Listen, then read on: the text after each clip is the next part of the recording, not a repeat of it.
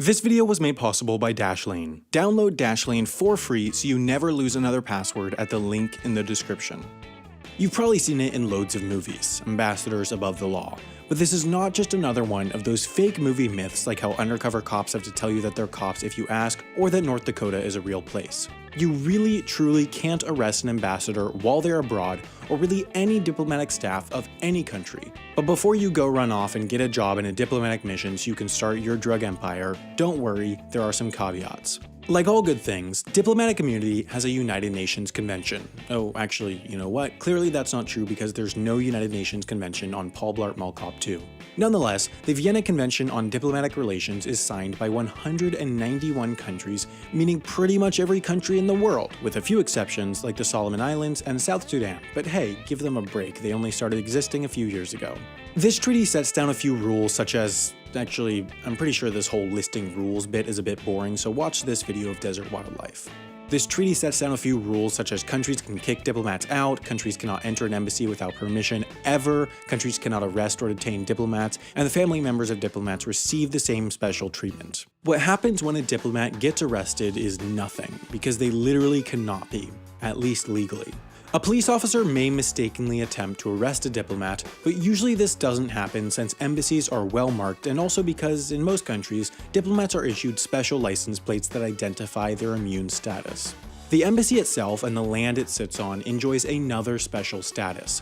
Basically, the countryness of which country a country's land is in lies on a spectrum, with the far left being the US and the far right being France. A US embassy in France sits around here. There are places further to the left on this spectrum, like the US Military Cemetery in Normandy, France, which is not part of the US legally, but is a perpetual tax-free concession to the US from France, while the embassy on the right is not part of the US, even if US laws apply. This is actually a major misconception. While the laws of the origin country apply in an embassy and they cannot be entered by the host country, embassies are still part of their host country. I know, reality is a lot less interesting than internet folklore, but the whole rule about not entering an embassy is concrete and non-negotiable. If a country enters another country's embassy forcefully, it is considered an act of war.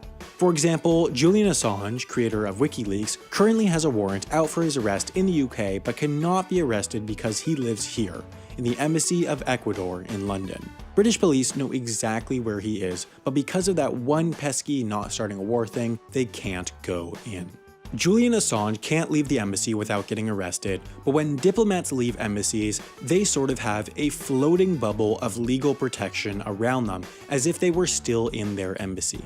If a diplomat had committed a crime sufficiently bad though, say murder, their country would likely waive their diplomatic immunity in order to not be viewed as being pro-murder. Most countries, and half as interesting as an institution, are staunchly anti-murder. If a country refuses to waive their diplomat's immunity after a crime, they might recall the diplomat to avoid embarrassment. But if the country of origin truly does nothing after a crime, the host country can kick diplomats out even with their immunity. Just as diplomats have little bubbles of political protection wherever they go, diplomatic pouches do too. It's definitely another movie cliche, but embassies and ambassadors often send materials to and from their home countries through diplomatic pouches which are, just like the embassy, legally impenetrable. These are often entrusted to a diplomatic courier who generally takes the pouch on a commercial flight, but at the airport, the pouch cannot be x-rayed by security, and at customs, it cannot be searched. Oh, and do people use these bags to smuggle drugs? Of course people use these bags to smuggle drugs. Sometimes people will make fake diplomatic pouches, while other times diplomats will use real diplomatic pouches for what would normally be illegal activities. Just imagine that, government officials taking advantage of their positions.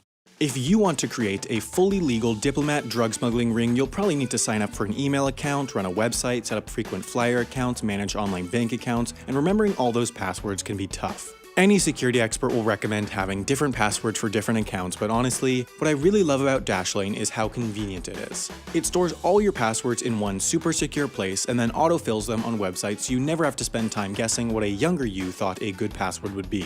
Dashlane also has a password generator that spits out super strong passwords like Y0XY1VHCE. Feel free to use that one. Actually, don't. But do try Dashlane out because it's totally free at the link in the description. And then if you want some extra special features like syncing your passwords and login details between all your devices, including iOS, Android, Mac, and Windows, you can upgrade for 10% off by using the promo code YouTube2018 at checkout.